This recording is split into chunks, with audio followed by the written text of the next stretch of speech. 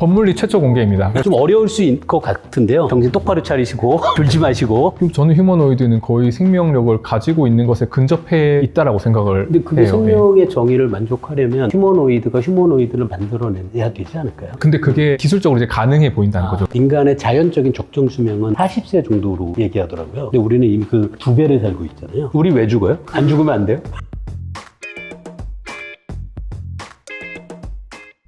네, 안녕하세요. 범준의 물리다에 오신 여러분 환영합니다. 저는 성균관대학교 물리학과 김범준이고요. 오늘 귀한 분을 모셨습니다. 이대한 교수님 소개 부탁드립니다. 네, 안녕하세요. 반갑습니다. 저는 김범준 교수님의 직장 동료 이대한입니다. 동료라고 하기보다는 한참 후배 이대한입니다. 예. 동료입니다, 동료. 제가 그 자연대 연구실이 있던 건물이 있었는데 제가 3층이었고 이대한 교수님이 1층에 계셨던 적이 있어요. 그죠? 그러니까 교수님 훨씬 레벨이 높으셔가지고 3층에 있고 저는 쪼렙이라서 1층에. 근데 제가 다른 건물로 물리학과 연구실이 많은 곳으로 옮겨갔고 이대한 교수님은 그 옆 건물로 가신 네, 거예요. 저도. 그러니까 조금 멀어진 거네요. 그죠? 네, 관계가 멀어진 건 아니죠, 교수님. 그럼 전혀 아니죠. 그 성대 자연대 처음 왔을 때 거기가 엄청 그 헷갈리지 않나요? 귀찮은 게? 예. 그거 잘 찾아가셨어요? 미러 같아가지고 너무 헷갈리죠. 왜냐면 뭐라고 해야 돼? 그 구조 예전에 뭐 벤젠고리관이라고 불렀다고 하면 하죠. 물리학에서는 이런 구조를 옮김 대칭성이 있는 구조라고 해요. 범준의 물리다 그 오늘 처음 오셨는데 어때요? 조금? 저는 굉장히 설레는 마음으로 왔고요. 저희 같이 뭐 과학을 보다도 촬영을 많이 해봤는데 왔다 갔다 하면서 교수님이랑 또 저랑 또 수원 살아가지고 정말 재밌는 이야기 많이 하거든요. 그래서 오늘도 또 그동안 사실 교수님이랑 얘기를 할 시간이 좀 최근에 없었던 것 같은데 좀 같이 얘기해보고 싶은 이야기 보따리를 가지고 와가지고 제가 뭐 설명할 것보다는 교수님께 묻고 싶은 게 너무 많습니다. 진짜요? 큰일 났네. 근데 범준의 물리다는 제가 일종의 그 진행의 역할을 하거든요. 그러니까 마음대로 되는 게 아닙니다. 예. 자연스럽게 공수교대를 할 수 있도록. 예, 오늘 이대한 교수님하고 함께 이야기 나눌 주제는 너무 큰 주제 같긴 해요. 오늘의 주제는 생명이란 무엇인가입니다. 아주 근본적인 질문을 여러분과 함께 나눠보려고 하는데요. 어떤 답을 이대한 교수님과 제가 준다기보다는 뭐라고 할까요? 그 궁극적인 질문을 과연 어떤 것을 진화생물학자들이 하는지 그런 것들을 좀 보여드리고 싶어요. 좀 어려울 수 있을 것 같은데요. 여러분 정신 똑바로 차리시고 졸지 마시고 끝까지 잘 시청해 주시기 부탁드립니다. 그 생명이란 무엇인가 오늘 이야기를 나눌 텐데요. 아마 물리학자한테 물어보면 조금 딱딱한 얘기가 될 것도 같은데 저라면 사실은 그 생명을 생각하는 제 관점이 알고 계시는 그 책 슈레딩거의 생명이란 무엇인가에 영향을 크게 받았는데요. 저라면 이렇게 정의할 것 같아요. 외부로부터 정보와 에너지를 스스로 받아들여서 자신의 엔트로피가 늘어나려는 연력학적 경향성에 끊임없이 저항하는 열린 개. 일단 말을 해놓고 나니까 너무 어렵게 들리긴 한다.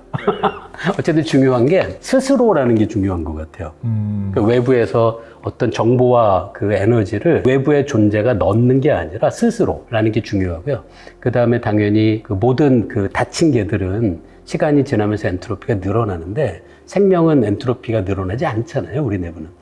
그래서 엔트로피가 늘어나려는 자연적인 경향에 끊임없이 저항하는 놀라운 시스템이라고 보통 아마 물리학자들은 얘기할 것 같아요. 교수님께서 방금 스스로를 되게 강조하셨는데 스스로를 다른 표현을 하면 자기 자신이라고 얘기할 수 있는 거잖아요. 네, 그렇죠. 근데 그러면 자기가 정의가 되어야 되는 거고. 그렇죠. 이것도 쉬운 문제 아니죠. 그러니까 자기가 정의된 거는 나와 남, 즉 안과 밖이도 정의가 돼야 된다는 거기 때문에 실은 이게 생물학적으로 봤을 때 우리가 모든 생명은 세포로 이루어져 있다고 하는데 왜 반드시 그래야 할까? 근데 그거는 물리학자의 굉장히 어떻게 보면 허접한 추측으로는 세포를 이용하게 되면 일단 세포 하나를 만드는 방법만 알면 그거를 반복해서 커다란 전체를 만들어내기에 유리하잖아요. 우리가 세포라고 부르든 세포라고 부르지 않든 규칙적으로 반복되는 어떤 단위가 있는 것이 유리할 것 같다는 생각이 잠깐 드네요. 방금 말씀하신 개라는 걸 형성하려면 경계가 있어야 되는 거잖아요. 결국은 그 경계가 정말 그 물질적인 혹은 생물들의 세계에 보면 세포막이라고 하는 경계가 그렇죠.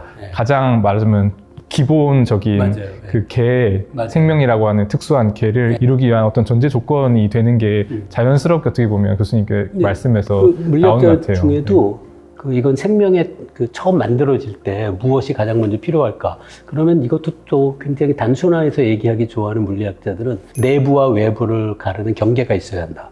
그 일종의 막이고요. 지질막이겠죠. 그 다음에 또 물리학자들이 굉장히 단순화된 시각에서 하는 흥미로운 관점 중에 하나가 이것도 좀 궁금하긴 해요. 생물학자들 어떻게 받아들일지 모르겠는데요. 자가촉매라는 개념을 얘기해요. 촉매라는 게 A라는 화학물질을 B라는 화학물질을 변환하는 건데 자가촉매라는 건 자기가 자기의 합성을 촉매한다는 개념. 그래서 만약 자가촉매가 가능한 물질이 최초로 출현하게 되면 그거는 내가 나를 만드는 걸 촉매로 작용하는 거니까 나라는 동일성을 갖고 있는 개체를 늘리게 되잖아요. 그래서 그 하나가 여럿이 되기 위해서 가장 먼저 필요한 것 중에 하나가 자가촉매가 아닐까 그렇게 생각하는 물리학자들도 있긴 해요. 그러면 생물학자가 생각하는 생명의 정의는 뭘까요? 저는 되게 고민을 많이 했는데 가장 핵심적인 게 뭘까? 왜냐면 저희가 예를 들어 생명과학 대학생들 들어와서 일반 생물학 처음에 딱 강의를 할 때 제일 처음에 시작하는 그 강의 내용이 생명이란 무엇일까고 생명을 어떻게 정의할까라고 얘기를 하지만 제가 생각했을 때는 생명을 정의를 하진 않고요. 생명의 여러 가지 특성들에 대해서 얘기하는 것 같아요. 그러니까 특성과 정의는 조금 다른 느낌이잖아요. 그래서 생명의 정의라고 했을 때 가장 중요한 게 뭘까라고 고민한다면 특성이 아니라 저는 가장 중요한 그 측면이 이건 사실 연력학이랑 관련이 깊을 것 같아서 제가 한번 얘기를 해보고 싶은 건데요. 자기 보존적인 고도의 질서라는 생각이 들거든요. 그렇죠. 그러니까 여기서 질서라고 하는 거는 여러 차원에서 볼 수 있는 우리 몸도 일종의 질서가 있잖아요. 예를 들면 위는 여기에 있고 심장은 여기에 있고 뇌 안에는 수많은 신경세포들이 있는데 이 질서가 시간이 지나도 굉장히 안정적으로 유지가 되잖아요. 작은 단위에서 봤을 때 아주 복잡한 분자들이 우리 몸을 이루고 있는데 그런 분자들을 가지고 있는 질서도 유지가 되잖아요. 근데 우리가 생명이 뭔지를 정의하기 위해서 죽음에 대해서 한번 생각을 해보면 실은 목숨이 끝나는 순간 물질적으로는 거의 그대로잖아요. 근데 이 질서가 자기 보존, 유지되지 않고 흙으로 돌아가는 그 과정이 시작된다는 점에서 생명이 무엇인지를 좀 볼 수 있다는 생각이 들거든요. 말씀하신 질서가 물리학의 개념으로 보면 사실은 엔트로피의 정반대의 개념이거든요. 우리가 보통 쉽게 엔트로피를 무질서한 정도로 측정하는 걸로 생각하니까 질서를 유지한다는 것 자체가 다르게 얘기하면 무질서도를 줄이는 것이라고 생각하면 엔트로피를 낮추려고 하는 경향, 그게 교수님이 얘기한 질서랑 어느 정도 연결은 되는데요. 그 흥미로운 관점이라고 제가 지금 생각나는 건 그게 어떤 한 수준이 아니라 그러니까 계층적인 여러 계층에서 질서가 유지되는 그런 성향이 뭐 세포 수준도 그렇고 개체 수준도 그렇고 그 몸을 구성하고 있는 기관의 수준에서도 그렇고 여러 층에서 나름의 질서가 계속 유지돼야 된다라는 건 좀 흥미로운 것 같긴 하네요. 그게 어떻게 보면 연력학 제2법칙은 엔트로피가 증가한다는 것이고 엔트로피가 증가하는 그 법칙에 따라서 우주와 또 자연과 물리 세계가 어떻게 자연스럽게 변화해 나가는지를 탐구한다면 저희 생물학이 탐구하는 생명이라고 하는 것은 그거에 맞서서 벌이는 일들에 대한 학문이잖아요. 거기서 저는 되게 근본적으로 재미있는 포인트가 있는 것 같거든요. 그렇지만 여전히 연력학의 법칙을 다 따라야 되잖아요. 에너지도 보존하고 엔트로피는 계속 증가하지만 그걸 극복하기 위해서 끊임없이 뭔가를 먹어야 되고 뭔가를 해야 되는 약간의 긴장감이 저는 물리학자들이 생명을 볼 때 굉장히 곤혹스러우면서도 매혹적으로 느끼는 부분이 있는 것 같아요. 그 이야기도 오늘 조금 이따 더 나눌 생각이 있긴 했었는데 얘기 나온 김에 말씀드리자면 물리학의 입장에선 우주에 있는 대부분은 사실은 죽어 있다라고도 부를 수도 없어요. 살아있지 않은 거죠. 그러니까 비생명이 거의 우주의 대부분인데 그렇게 생각하면 생명이라는 건 정말 경이로운 현상이거든요. 그것만을 보면 마치 물리학의 연력학적 법칙을 위배하는 것처럼 보이는, 하지만 물론 큰 틀에서 위배하진 않는, 그래서 생명이 굉장히 예외적인 물질이라고 물리학자들은 아마 생각할 거예요. 오늘 이대환 교수님한테 제가 물어보고 싶었던 게 바로 그 개체라는 거예요. 생명의 개체라는 게 언뜻 생각하면 이게 좀 어려울 것 같더라고요. 예를 들어 제 몸 안에도 장에도 세균이라든가 박테리아가 함께 살아가고 있잖아요. 근데 그것하고 걔들을 뺀 걸 나로 정의하자면 그것도 애매하고 걔도 나라고 하면 좀 이상하고 그 개체라는 것도 굉장히 궁금했어요. 특히 또 예를 들어 개미 집단 같은 걸 생각하면 개미 한 마리가 개체인지 개미 집단 전체가 개체인지 어떻게 생각하세요? 개체가 뭐예요? 오늘 추가로 제가 핸드폰에 노트로 가져온 얘기인데요. 예. 결국 이 문제가 우리가 살아있다라고 말할 때 예. 생명이 있다고 말할 때 무엇이 살아있냐? 예. 그 생명의 단위, 생명의 레벨의 문제인 것 같아요. 예를 들면 우리 몸을 이루고 있는 분자 하나하나들은 몸에 있나 바깥에 있나 똑같죠. 똑같죠. 생명이라고 표현했을 때 그게 분자 수준에 있지는 건 아닌 것 같거든요. 더 높은 수준으로 오면 세포는 살아있는 세포와 죽어있는 세포를 구분할 수 구분되네요. 있을 것 같아요. 그래서 아까 제가 생각했던 그 생명의 중요한 정의, 굉장히 포괄적인 정의가 자기 보존적인 고도의 복잡한 질서라고 한다면 예. 세포가 정확하게 해당될 것 같거든요.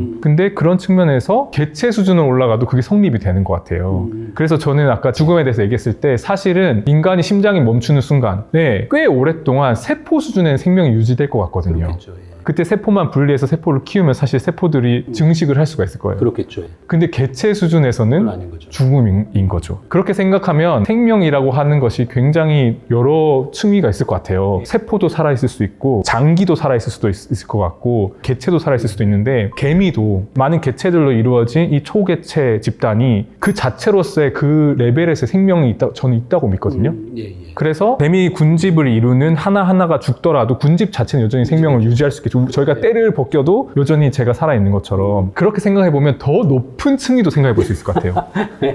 저는 그게 가이아라고 생각을 해요. 아, 이게 참 그 난감한 그 주제인 게 저도 그 어떤 얘기인지를 이해하거든요. 예를 들어 우리 몸에 있는 세포 하나하나는 자기가 어떤 자의식은 없지만 나라는 몸 전체의 생명의 구성 요소로 작동하잖아요. 그렇게 생각하면 내 몸의 세포는 내 자신이 나라는 생명 개체의 일부라는 인식은 못할 텐데 저도 그런 상상을 가끔 하긴 해요. 어쩌면 이미 인류가 모두 모인 어떤 커다란 집단이 있고 그 안에 존재하는 나는 거기에 마치 개미 집단의 한 마리 개미, 내 몸 안에 있는 세포 하나처럼 나는 그 집단의 그런 초개체의 존재는 인식하지 못할 뿐 이미 있는 것이 아닐까라는 고민을 하긴 해요. 그렇게 정의했을 때 그 초개체, 그 집단 전체가 우리가 이야기하는 어떤 생명 개체라는 조건을 만족하는지는 잘 모르겠어요. 결국은 그게 닭이 먼저냐 달걀이 먼저냐의 문제 같아요. 그러니까 우리가 생명을 어떻게 정의하냐의 문제인데 지구도 고도의 질서를 가지고 있잖아요. 지구 생태계를 생각했을 때 모기 사슬이 있고 밑에 광합성한 생물들은 끊임없이 태양 에너지를 가지고 새로운 물질들을 만들어내고 그 질서가 진화를 통해서 변화하긴 하지만 뭐 우리 몸도 사실 변화라고 하는 건 자연스러운데 그 고도의 질서를 자기 보존할 수 있다라고 하는 게 굉장히 저는 어떤 의미에서는 생명적인 특성을 강하게 가지고 있는 것 같고요. 그럼에도 불구하고 그래도 생명은 아니지. 왜냐면 많은 경우에 생명의 중요한 특징이 자기 복제니까. 근데 여기서도 저는 좀 재밌는 생각이 들었던 게 일종의 화성을 테라포밍 하는 게 지구 생태계의 자기 복제 같은 느낌이 들 수도 있는 거예요. 지금은 우리가 막 처음으로 다행성 종족이 되려고 하는데 나중에 뭐 10,000년, 뭐 10만 년 지나서 지구 문명이 고도로 발달해서 뭐 예를 들어서 태양계에 있는 많은 위성이나 행성들의 비슷한 생태계를 자기 복제해낸다라고 하면 이게 점점 더 정말 실체 있는 개념이 될 수 있지 않을까. 결국은 비생물 생명을 우리가 어떻게 바라볼 것인가에 하는 문제 같아요. 그래서 저는 같이 논의해보면 재밌다고 생각해요. 가이아도 한 가지 관점일 것 같았고 휴머노이드도 어떻게 보면 점점 제가 예전에 강의를 하거나 강연을 할 때는 자기 복제를 하는 로봇이 나타난다면 생명의 거의 모든 정의를 다 만족시키는데 그러면 그거를 우리가 무생물이라고 할 수 있을까? 라고 하는데 사실 이제는 기술적으로 멀지 않다는 느낌이 들거든요. 뇌과학 하는 사람들 중에 의식을 연구하는 사람들이 그걸 기질 독립성이라고 하더라고요. 생물학적인 유기물이라는 그런 조건 안에서만 그 생명 혹은 의식이 출현하는 건지 아니면 그냥 무기물이라든가 심지어는 컴퓨터 코딩의 형태로도 생명 혹은 의식이 출현하는 것이 가능한지 그런 고민을 하긴 해서 저도 비슷한 고민들을 많이 하긴 해요. 지금 현재 휴머노이드는 생명체로 볼 수는 없겠죠. 생명의 많은 요소들을 다 가지고 있는 것 같아요. 생명이 예를 들면 꼭 세포로 이루어져야 하나 저는 그렇지는 않다고 생각하거든요. 그거는 우리가 알고 있는 생물들이 그렇기 때문에 그거는 생명의 특성인 거지 불가피한 본질은 아니라고 생각하거든요. 저는 본질은 자기 보존할 수 있는 고도의 질서라고 생각하기 때문에 그런 입장에서 저는 휴머노이드는 거의 생명력을 가지고 있는 것에 근접해 있다라고 생각을 근데 그게 해요. 생명의 정의를 만족하려면 휴머노이드가 휴머노이드를 만들어내야 되지 않을까요? 근데 그게 기술적으로 이제 가능해 보인다는 거죠. 그렇죠. 그래서 실제로 휴머노이드들이 필요한 부품들 사서 어차피 인간들도 필요한 부품들 구입해가지고 조립해서 만드는 거잖아요. 휴머노이드가 열심히 설거지하고 접시 닦고 청소기 하고 해가지고 돈 모아서 조립할 수 있는 설계도를 구입해서 휴머노이드를 만들고 자기 이제 설거지 안 하고 얘만 시키고 하게 되는 것이 기술적으로 불가능하지 않잖아요, 지금. 그리고 그런 친구들을 예를 들어서 저희가 화성 같은 데 나중에 이제 개척지를 만들어서 보내가지고 원재료만 쫙 보내고 거기서 조립하게 한다라고 하면 뭐가 다르지 도대체? 그 이대영 교수님 얘기 듣고 제가 떠오른 게 김보영 작가의 SF 소설인데요. 종의 기원담이라는 소설이 있거든요. 기원담이요? 네, 종의 기원이라고 했는데 헷갈려갖고 종의 기원담으로 제목을 바꾸실 것 같은데 거기서 상상하는 미래의 로봇만이 사는 사회를 그 소설에서 그려요. 근데 그 소설에서 그린 게 지금 말씀하신 거랑 상당히 비슷해요. 인간은 뭐 모든 생명은 세포로 구성되어 있고 뭐 무기물질이 아닌 유기물로 되어 있고 그런 얘기를 해 나가잖아요. 근데 그 미래 사회에서 로봇들이 정의하는 생명은 모든 생명 안에는 반도체 칩이 있어야 하고 모든 생명은 공장에서 어떤 조립 과정으로 생산되어야 하고 하는 게 그 존재들이 갖고 있는 생명의 정의예요. 그때 제가 굉장히 그 소설이 재밌다고 느낀 게 생명의 기준을 미래 로봇들의 기준으로 바꾸면 그 로봇은 우리 인간을 보면서 생명이 아니라고 할 거라는 거예요. 그 작가가 그 소설에서 그리는 게 말씀하신 것처럼 우리가 생각하는 생명이라는 게 어떻게 보면 이 지구라는 하나의 예를 갖고 너무 폭을 좁게 생각하는 것이 아닐까 하는 생각도 들어서 지금 말씀하신 것처럼 로봇을 생명이라고 부르지 못할 궁극적인 이유가 있어야 할까? 그거는 저도 충분히 공감하는 것 같아요. 저는 또 생물과 생명을 구분하는 게 필요한 것 같거든요. 생명은 어떻게 보면 상태에 그렇죠. 가까운 것 같고요. 그렇죠. 물은 뭔가 이렇게 교수님께서 정의하셨던 시스템, 그러니까 개는 일종의 생물이고 그 개가 작동하는 어떤 특정한 상태가 생명이겠죠. 생명인 것 같아요. 그렇죠. 로봇이 생명을 가졌다라고 하는 것은 어떻게 보면 충분히 이제 휴머노이드들이 특히 자기를 만들어낼 수 있으면 더 쉽게 저는 생명이나 특권을 더 부여할 수 있을 것 같은데 걔네가 생물이냐라고 하면 예를 들면 우리가 엄격하게 생물은 유기물로 이루어져 있어야 돼라고 하는 정의를 쓴다면 그 범주에는 안 들어가겠지만 생물이라고 하는 것은 결국 생명체 같거든요. 생명을 지니고 있는 시스템이라고 그렇죠. 한다면 그것도 확장해야 그것도 되지 확장해야 않아요? 되지 않을까. 생명을 보이는 모든 물질적인 근거를 구체적인 형태를 생물이라고 부르면 그러면 굳이 유기물이라는 제한 조건이 있어야 될지는 잘 모르겠네요. 이 부분은 그 생물학자 분들은 좀 생각이 다르지 않을까 그랬는데 의외네요. 저요? 네, 생물학자 분들은 아무래도 지구에서의 생명이라는 것을 너무나도 주된 연구 주제로 삼으니까 거길 넘어서는 생각을 잘 하지 않을 것 같았는데 의외였어요. 저는 또 의외로 또 독창적인 면이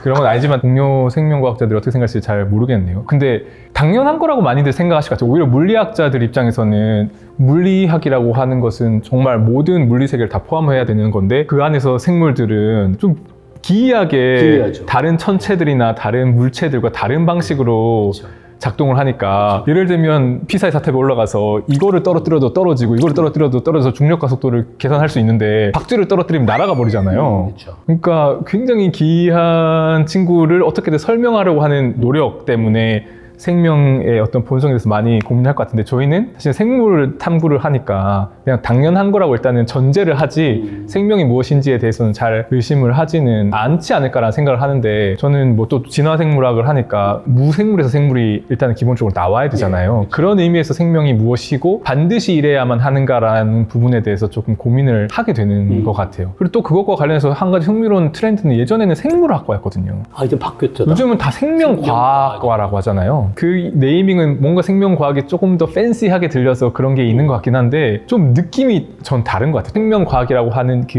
이름 자체가 더 확장적이고요.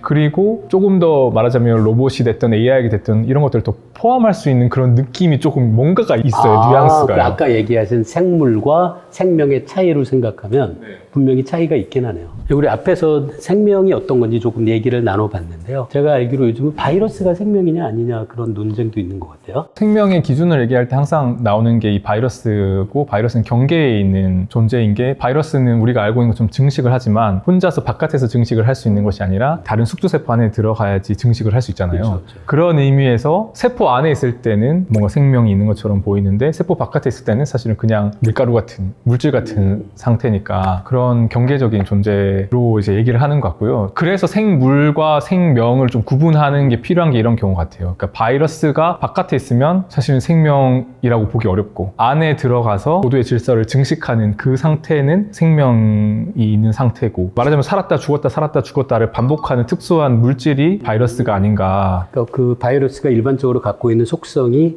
생명과 무생명의 경계라는 의미일 수도 있지만 시간에 따라서 생명 현상을 보이다가 보이지 않다를 시간에 따라서도 바꿔나간다는 의미로도 볼 수도 있는 거겠네요. 저는 그렇게 봅니다. 예. 그럼 사실 우리도 지구에서만 사니까 우리가 지구에 기생하는 바이러스 아니에요? 그렇죠. 근데 왔다 갔다가 안 되는 거예요. 그 다음에는 다시 못 들어오는구나. 이당 교수님 얘기 듣다가 재밌는 생각이 떠올랐는데 아까 인류가 화성에 진출하게 되면 그것도 그 생명이 이렇게 확산되는 걸로 본다는 얘기 했었잖아요. 그러면 인간은 지구라는 숙주에 살고 있는 바이러스인데 인간이 우주선을 타고 화성으로 가면 그 중간 단계에서는 지금 현재 바이러스가 생체 밖에 있는 거랑 비슷한 거 아니에요? 그렇게 볼 수도 있죠. 예. 인간이 결국은 바이러스화되는 건가요? 인간은 원래 바이러스 같은 존재. 좀 엉뚱한 생각일 수도 있는데 성경도 그런 것 같아요. 왜냐하면 그렇죠? 성경이라고 한 책이 바깥에 있으면 예. 그냥 책이잖아요. 예. 근데 그 머릿속에 사람이 이거를 읽어서 왜냐면 성경 안에 메시지가 있잖아요. 예. 복음을 전하라. 예. 그 말은 복사해서 퍼뜨려라는 얘기잖아요. 예. 그래서 실제로는 성경이 책이 시간이 지나도 계속해서 이 세계에 그렇죠. 계속 그 책이 있잖아요.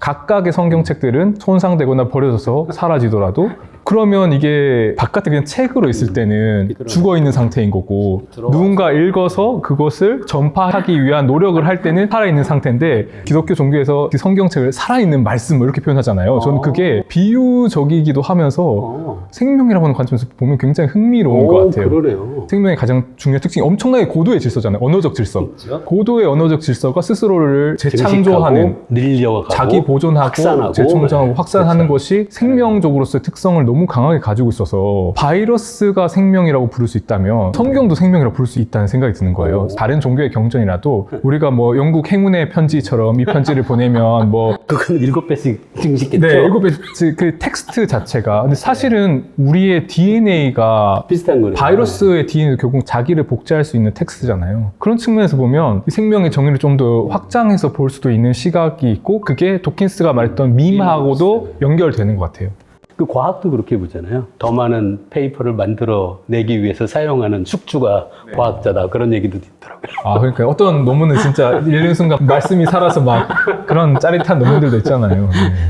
네. 재밌는 상상입니다. 물리학에선 생명이 정말 물리학의 원칙을 위배하는 것은 아니지만 물리학의 그 전통적인 테두리 안에서 이해하려고 하면 너무나도 놀랍고 예외적인 물리 현상처럼 보이기는 하는데요. 생명이 그 생물학자들 입장에서도 이렇게 굉장히 특별한 것으로 생각하시는 건지 아니면 우주에서 필연적으로 생각하시는 건지.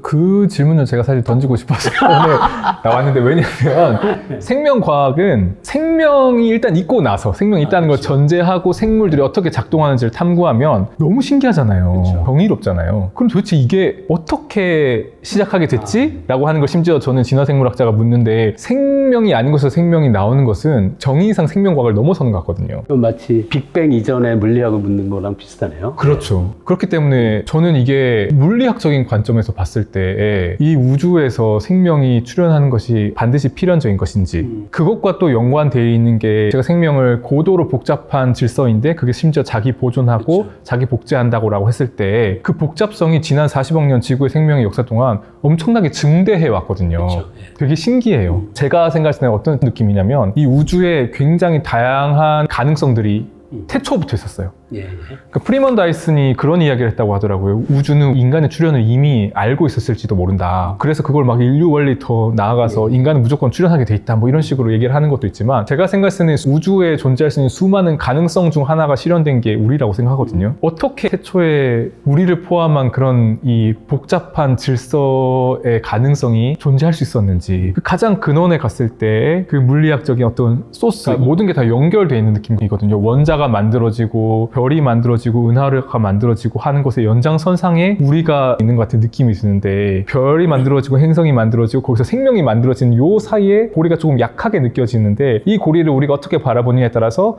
우주에 얼만큼 생명들이 많을지, 지적인 생명체들이 얼마나 많을지도 상상할 수 있는 게 다르잖아요. 그래서 그 부분은 물리학자로서 어떻게 생각하시는지 궁금합니다. 물리학자들은 사실 이럴 때 약간 비겁한 얘기를 하게 되는데요. 생명의 출현과 진화 그리고 복잡성의 확장은 물리학의 기본 원칙을 위배하지는 않는다 정도로는 확실하게 말씀드릴 수 있는데요. 그게 생명이 출현하는 것이 물리학의 과정에서 필연적이다 라고 하는 이야기는 전혀 하지는 못할 거예요. 이럴 때 도망가는 방법이 있잖아요. 이런 고민을 하는 우주는 생명이 있는 우주일 수밖에 없는 거지. 그래서 사실 답은 몰라요. 근데 너무 경이로운 거는 분명하죠. 통계 물리학적인 관점에서 보시면 어떤가 궁금해서요. 통계 물리학자 중에 자가촉매 그 얘기를 한 사람이 카우프만이라는 물리학자인데요. 아주 단순한 수리 모형을 이용을 해서 자가촉매의 과정이 그 시간이 지나서 저절로 출현하는 것은 불가능하진 않다라는 걸 컴퓨터 시뮬레이션의 형태로 보인 논문이 있긴 해요. 그분의 주장은 말씀드린 자가촉매가 처음 시작되면 그 다음부터는 이 자가촉매라는 것 자체가 생각해 보면은 나랑 닮은 하지만 나랑 닮은 개체를 더 많이 만들어내게 될 수밖에 없잖아요. 이 과정이 일단 시작되면 그 생명의 출현, 진화 같은 거는 필연적이다라고 생각하기도 해요. 아마 그 자가촉매 그 방법을 제안한 것이 저는 약간 좀 많이 고개를 끄덕이긴 했어요. 그게 사실 그렇지 않을까요? 나는 아닌데 나랑 같이 나를 만들 수 있는 개체를 내가 스스로 늘릴 수만 있는 첫 단계. 내가 두 개가 되는. 그러면은 그 다음부터는 굉장히 네. 쉬워질 것 같긴 해요. 저는 그거보다 또 전 단계가 궁금한 게, 결국은 자가촉매라고 하는 것도 아주 풍부하게 존재하는 원자들이 있고, 그렇죠. 있어야죠, 그거는. 그 원자들이 특정한 조합으로 관련되었을 때의 자가촉매적인 특성을 지닐 수 있는 거잖아요. 그렇죠. 맞아요. 근데 애초에 말하자면 그 가능성이 거대한 매트릭스가 있다고 했을 때, 그 매트릭스가 자가촉매가 될 수 있는 가능성을 1, 0이라고 한다면 분명히 1이 어딘가에 존재하기 때문에 생명이 그렇죠. 진화하는 거잖아요. 예. 왜 어딘가에 1이 반드시 있는 건지, 원자들의 조합으로 이루어진 그 매트릭스가 모두 다 0이 돼 있는 게 아니라 왜 1이 있어서 자가촉매가 출현할 수 있는지, 그리고 1이 몇 개나 있을지, 아까 그게 외계 생명체의 가능성의 그 문제랑 또 관련이 있는 것 같거든요. 자가촉매 얘기하는 그 과학자의 입장은 화학을 구성하는 여러 구성 분자들이 막 돌아다니면서 붙었다 떨어졌다는 과정이 계속 진행된다면 아주 단순한 구조에서 자가촉매가 가능하다라는 걸 먼저 약간 그 간단한 모형으로 보이고요. 그게 가능하면 그 다음부터는 이제 우리가 알고 있는 생명의 진화를 추동하는 것들이 계속 만들어지거든요. 예를 들어 어떤 자가촉매는 한 세대에 나랑 같은 걸 2개를 만드는데 다른 자가촉매 물질은 3개를 만든다면 그럼 그 개체 수가 더 늘어날 거고, 자가촉매가 자기랑 같은 물질을 만드는데 오류가 적으면 또 안정적일 거고, 그렇게 생각하면 일단 첫 번째 단계가 시작되면 좀 되지 않을까요? 첫 번째 단계가 그게 왜 확률이 0이 아니냐라는 질문은 사실 답하기 쉽지 않죠. 그리고 그게 지구 생명의 역사를 봤을 때 지구가 만들어지고 굉장히 그게 빠르게 그게 좀 신기해요. 빠르게 시작하잖아요. 너무 빠르게. 태양계가 안정화되자마자 거의 얼마 안 했어요. 바로 생명이 만들어지는 게, 말씀하신 것처럼 원자들이 특정한 조합을 해서 자가촉매적인 기능을 하면서 생명이 시작되고, 마치 돌이 비탈을 굴러 내려가듯이 그 다음부터는 다음부터 쭉 내려가는 거는 이해가 되는데,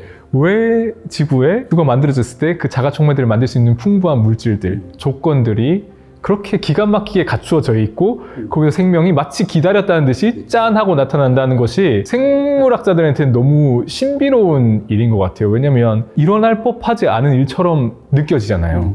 제가 만약에 다시 태어나서 공부를 한다면 전 정말 우주생물학 공부를 하고 싶을 것 같아요. 우주에서 어떻게 생명이 출현하게 됐고 뭐 이런 것들을 공부해보고 싶을 것 같아요. 생물학도 그렇고 모든 과학에서 가장 경이로운 순간이 우주에서 우리가 아닌 다른 생명을 발견할 때가 아닐까? 그런 생각은 해보기는 하는데요. 아무래도 그렇겠죠. 우리와 얼마나 닮은지를 알아도 놀라운 발견일 거고, 우리와 얼마나 다른지를 알아도 그것도 정말 놀라운 발견이라는 생각을 조금 해봐요.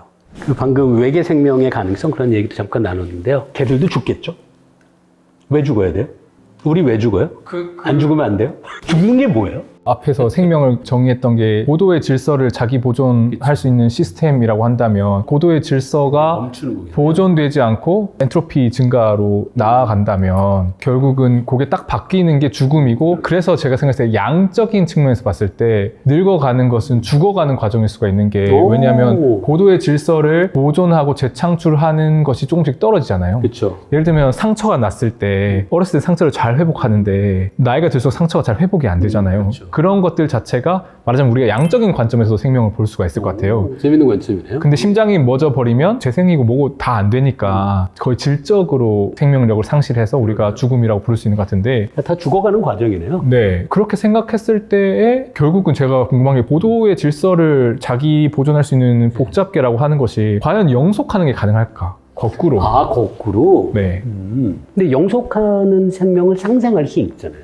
가능할까요? 가능은 잘 모르겠고, 예를 들어 복제 과정에서의 오류를 100% 수정하고 주어진 외부 환경에서의 에너지의 유입을 얼마든지 계속할 수 있고, 그러면 개체가 번식하지도 않고 자손을 남기지도 않고 영원히 사는 생명을 상상할 수 있잖아요. 근데 그런 것 같아요. 에너지를 유입해서 이 열린 개를 유지하는 능력 자체가 개의 구성 요소들에 의존하잖아요. 예. 근데 개의 구성 요소들이 확률적으로 손상된다거나 뭔가 잘못될 확률은 항상 있으니까. 왜냐하면 대사할 때 산소 스트레스도 그걸 나오고. 오류를 만들어자마자 보정하는 시스템이 있을 수 있다고 가정할 수도 있잖아요. 근데 그 시스템도 손상될 수가 있으니까요. 아, 그래서 사실은 우리가 암에 걸릴 때 그런 아니, 그런 시스템이 거예요. 손상되기 때문에 자기 보존적인 것이 문제가 생겨서 엉망진창인 세포가 되는 거잖아요.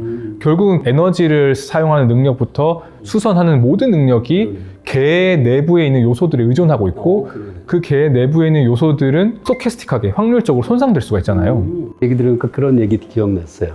톨스토이가 한 얘기인데요. 모든 행복한 가정은 다 비슷하지만 모든 불행한 가정은 저마다의, 그러니까 생명도 생명을 유지하는 방법은 굉장히 소수인데 죽는 방법은 온갖 방법으로 죽을 수 있겠네요. 그 모든 방법에 문제가 일어나는 걸 막는 것이 원칙적으로 불가능하다면 어떻게 보면 죽음은 필수적일 수밖에 없겠다.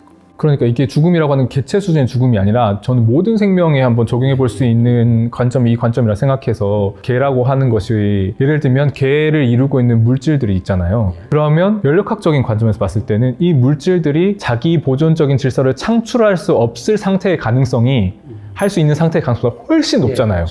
그 엔트로피 증가의 법칙이 결국은 일어날 일을 일어난다는 것이니까, 기본적으로 이 시스템이 지니고 있는 어떤 포텐셜이라고 해야 되는 거는 살아있을 확률보다는 죽게 될 확률이 어마어마하게 큰 것 같아요. 예를 들면 에너지가 유입돼야 되는데 여기서 조금이라도 삐끗해서 문제가 생기면 결과적으로는 죽음의 상태가 훨씬 더 만면의 주사위가 있는데, 주사위의 9,999면은 죽음이고 한 면만 3인 것 같은 시스템 같거든요.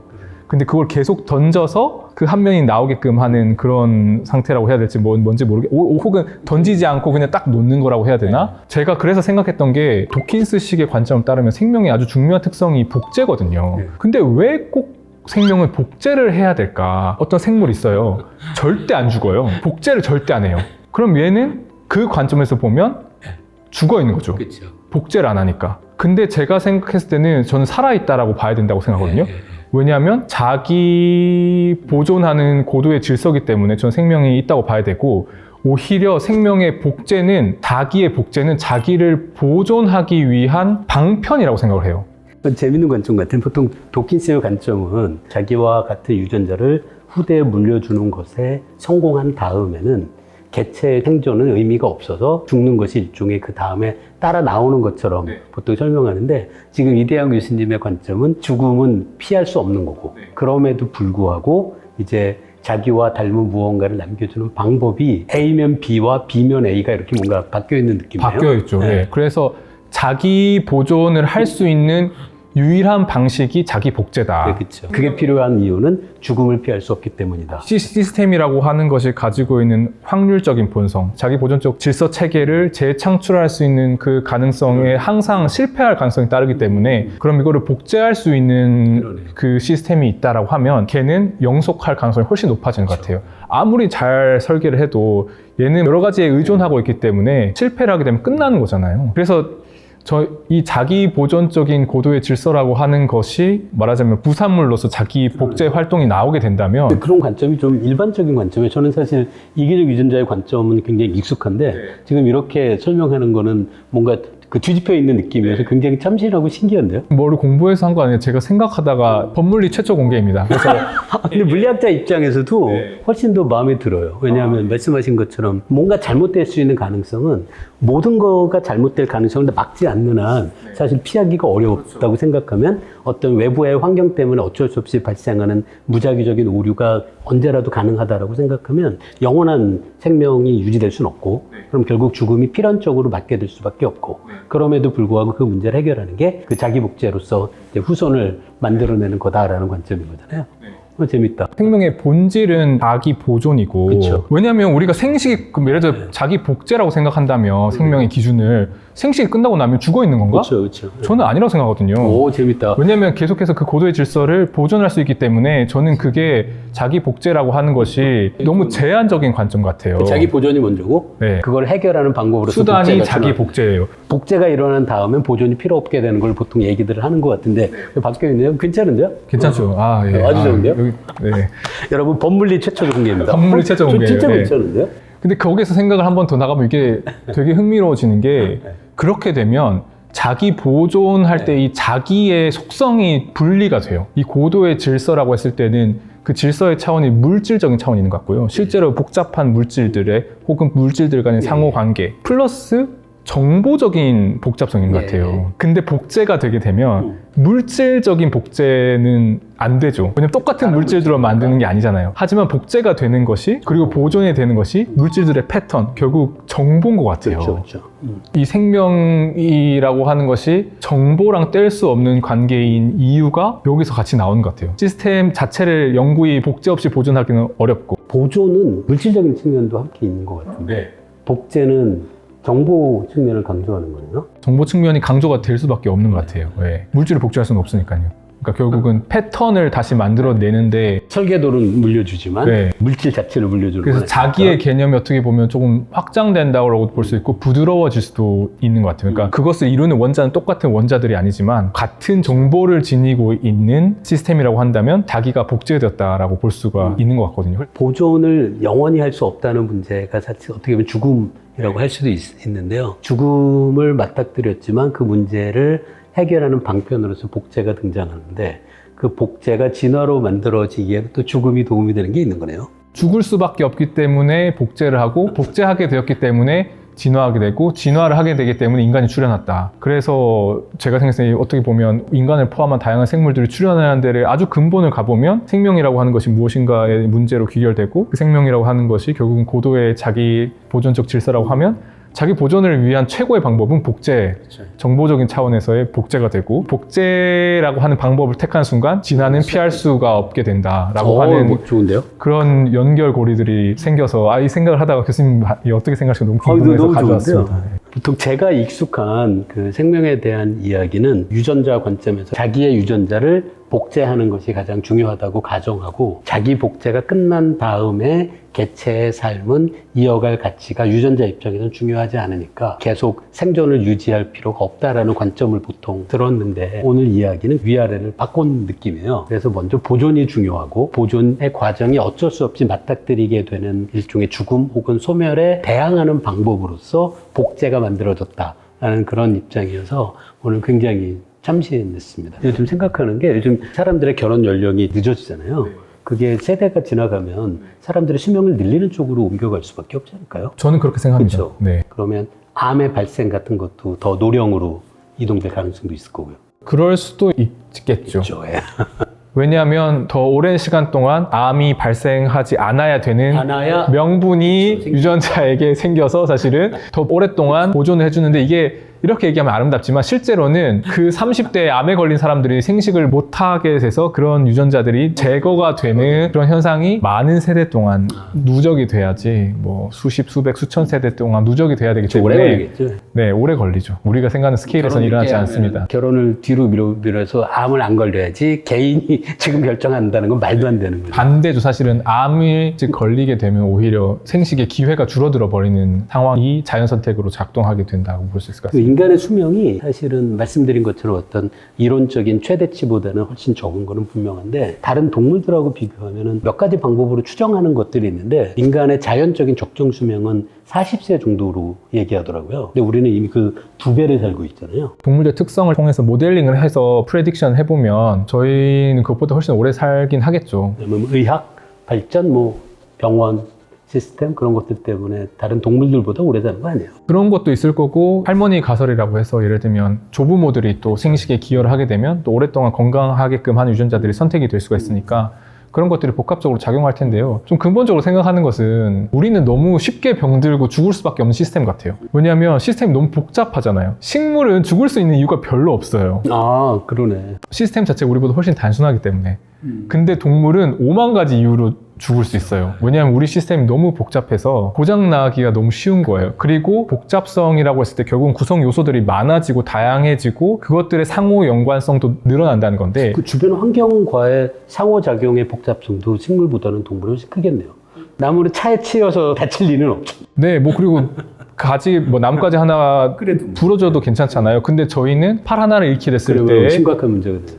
데미지가 크고 장기 중 하나만 빠지더라도 너무 데미지가 크잖아요. 몸의 일부를 잃어버렸을 때 데미지가 너무 커서 그 예를 들면 전쟁에서 비극적으로 사람들이 많이 죽는 이유가 총이라고 하는 게 그냥 몸에다 구멍을 하나 뚫는 거잖아요. 근데 그거로도 사망을 쉽게 이르는 것 자체가 우리 몸이 가지고 있는 복잡성과 상호 의존성 때문인 것 같아요. 그래서 제가 저희 연구실에서 자주 얘기하는 게 숟가락은 고장 나지 않지만 자동차는 잘 고장이 난다. 숟가락을 보면 되게 단순하고 자동차 보면 복잡하고 뭔가 팬시해 보이지만 숟가락은 고장 나지 않고 자동차는 쉽게 고장이 나고 많은 비용이 드는 게 어떻게 보면 식물과 우리의 어떤 그런 특성과 비슷하다는 저는 생각을 합니다.